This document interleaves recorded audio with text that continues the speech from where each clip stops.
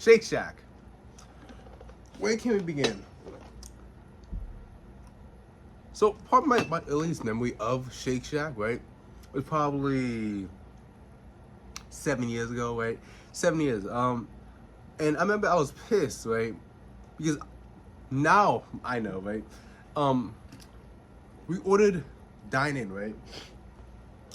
So when we got our food, right, I was surprised, right? Yeah, and I was pissed, right, that there wasn't any food. I mean, that there wasn't any plate, or I mean, there was the big tray and I guess napkins in the, but it wasn't. I don't. It just felt odd, right? So now, about like 6 months ago, yeah. I was bored, right? I wanted something to eat off DoorDash because I'm a fat ass. I always get DoorDash, right? I got Shake Shack. Best food of all the greatest. I was praying to the gods. Yo, it was amazing. It was the best food ever. Then it came slowly an addiction. All my other burger places, downtown mom and pop burger places, kind of went to the back end. Then DoorDash went up in the sky. It's not even Shake Shack went up in the sky. Best, like, it was the best place ever, right? And even my friend Thomas, he was like, yo, this shit, like, we went out once and got the food and it was like, best food ever. Amazing. So, guess who had the bright idea, right, to apply to Shake Shack? Now, Shake Shack is my first actual job, right? My first job was being an umpire, and that was interesting. That was interesting because if you know parents, right, they're in sports, they take their shit to the next level, screaming all that at you. And at the time, I'm like 12. I get my first job at 12. That's a flex. I'm flexing on that shit, right? All for Uncle Sam at 12 years old, right? Was it Uncle Sam? I'm thinking, wait. Yeah, Shake Shack was my first job with taxes and a full like bracket, all that stuff. This was like, I guess close to umpiring was freelance, right? So, yeah, that was the case. That's story for another time, right? Umpiring, but that's for a different day. So, Shake Shack, I applied there, and truthfully, I didn't think I was gonna get something because if you know me, I've been applying for shit for years and years and years. No call back, no interviews, or an interview, but they're like a girl that ghosts you. They ghost you. They don't give you nothing. You think you're doing good, then you leave. You're like, I'm gonna call back. Nope, not at all. Nothing. Radio silent. Just like a female that ghosts you. Even if you call back, I tried doing that a couple times, and either A, voicemail, or B, it was like some weird bullshit. So I was surprised, right? Well, not surprised. When they called me back, I was like, oh, and because I already had interviews, but they never went far. So I had the interview. Shit, I didn't make names. I gotta keep shit on the down low because obviously I'm still working there until tomorrow, which is Friday. So I guess I'm not working there, depending on when you're seeing this. Maybe I still am, technically, but no. Huge. So I do the interview. It's with the manager. We'll call him Huey. We'll call him Huey. Alright. So Huey seems like a chill dude. I'm like, oh shoot, chill. And then I kind of over prepared. I had like a whole resume folder, nice button up shirt for a fast food restaurant, casual fast food restaurant. If you get the reference, right? Casual. So I'm doing that, right? And I leave and I tell my dad, right? And I think I kind of botched it. I thought I kind of, well, as right now, I think I botched it, right? Because I didn't have my phone out. It was like, well, I don't know. Well, I don't think it was an issue. No, because like, well, I wasn't on my phone. Obviously, it was on the table. It was around, but so it was next to the resume. looking back, it was kind of professional. It looked professional because on my phone, but I had my resume. It was like proper everything. So, but I remember during the time, I was kind of like, I kind of botched it, and I remember like some of the questions they asked me. I was like, I kind of lied. Well, I lied on a good chunk of them. Well, that's most interviews. We both lie, but yeah. So I'm like, I'm probably not getting the interview. It's whatever's, right? So a week later, I get a call back from Shake Shack. I'm like, whoa! And they asked me for a second interview. I'm like, bet. So second interview rolls around, right? I talk with the manager, not Huey this time. I need to write this down. This was a girl named Miss Unterstein, if you get the reference. So I chat with Unterstein, right?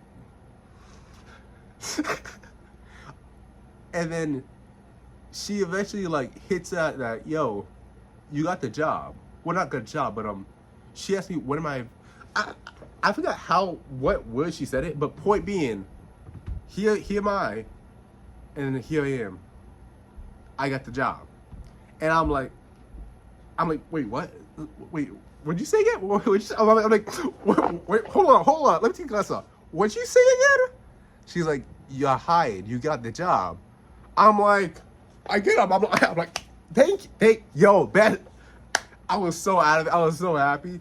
And like even after I left, I was like, was I imagining? Because sometimes when good shit happens to me, I think I imagine stuff because I feel like I'm floating on air, on a massive cloud, and I'm like, am I dreaming or am I not?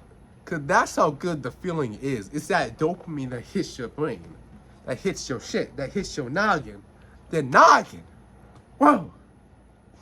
I'm so out of it. But and you find out why. You'll find out why, okay?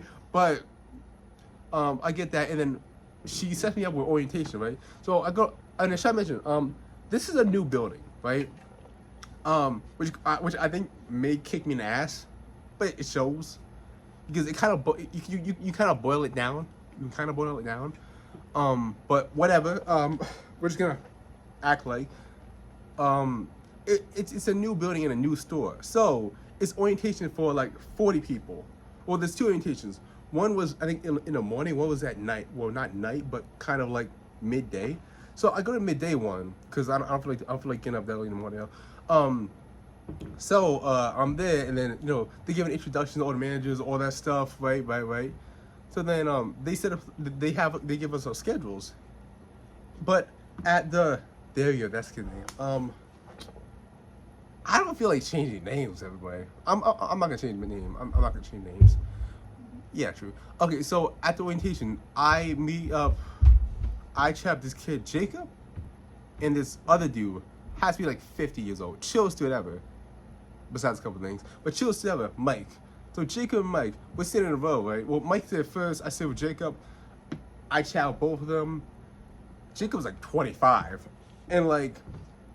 You realize, like, slowly, like, realizing that it's not all teenagers doing this job. Like, this is a summer job. Well, it could be more than a summer job, but for most of these niggas, it's a summer job. However, for the majority of them, they're like 25 onwards. And as we will find out, yeah. So, they give us our schedules, not schedules, because we all go on the same days. But for training schedules, I guess, yeah. And then the teams, I think. So I told them that I had graduation on one of the days, so I couldn't make it. So good on that. I never thanked them. I always wanted to thank them on that, but also why am I thanking them? Because it's graduation. Whatever. So training, first day of training, they set us up in groups, right? I think I'm dark blue, doesn't matter. It doesn't matter. Now I'm stuck with this, now I'm doing cashier, and then later I'm gonna do front of house. Front of house ends up being my best friend. That's what it is. I'm the king of front of house. Let it be known, I'm the king of front of house, right? So, cashier, right? And it's with this girl named, what you call her, Auntie? Why not? Because that's the actual, well, that's what I call her, like auntie. Auntie's chill as fuck. Like, I say hi and like, it's like that is auntie. Like that is older sister. I never asked her older sister, but that is older sister. And like, she's like giving me pointed, well not pointed and stuff, but like, she said that I remind her of her brother, so she kind of took me under her wing in a way. So it's like easily best person I met there. Best person. I don't give a fuck. Best person, right? So and I get to hang a cashier, right? I'm gonna dial it back. There's a couple people there who's from my school, which I just graduated from, right? Who was also there, right? They didn't last long. Just so you know, spoiler, they did not last long. As you'll find out why, right? So, but yeah, there was a couple people from my school, and a couple other things.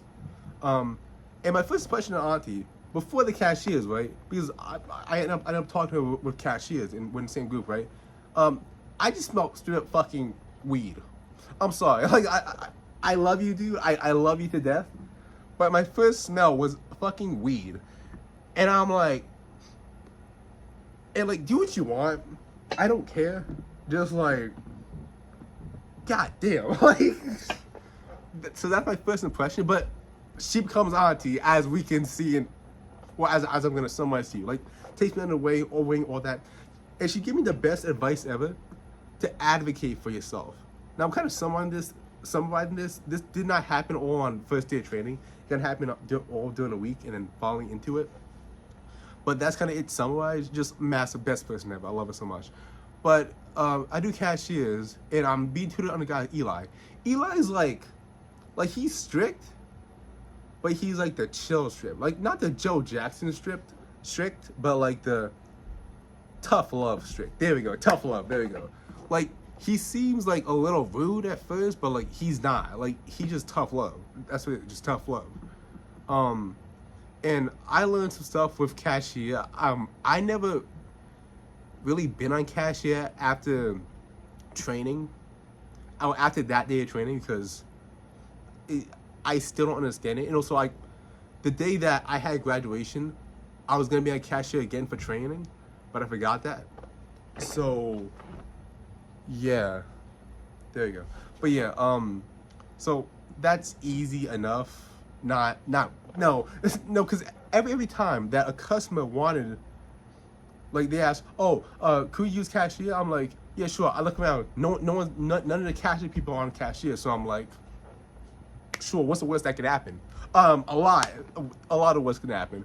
I mean, the first couple times I kind of breezed through it with customer, but lately I just kind of like slacking. Not slacking, but it's just like not messing up orders. You can say I'm messing up orders. And it's like, it's just, I hate cashier. Don't put me on. If they ever put me on that, no. Well, I mean, it's over, but no. Now, from the house, dining room, I'm being tutored by this guy named Mukesh. Should I change his name? Probably, maybe. Mukesh, he's a funny dude. I mean, he can get annoying at times.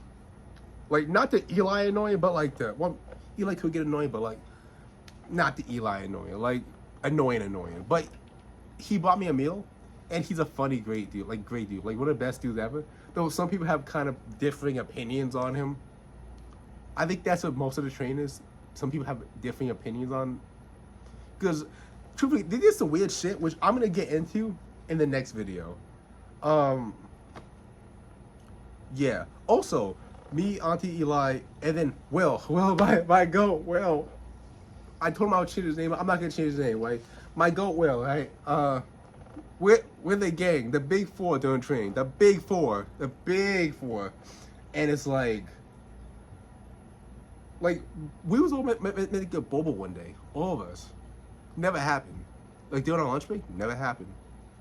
But yeah, that's part one of the Shake Shack Confessions. Yo, everybody, have a good one now. Love you so much. God bless you. Bye-bye.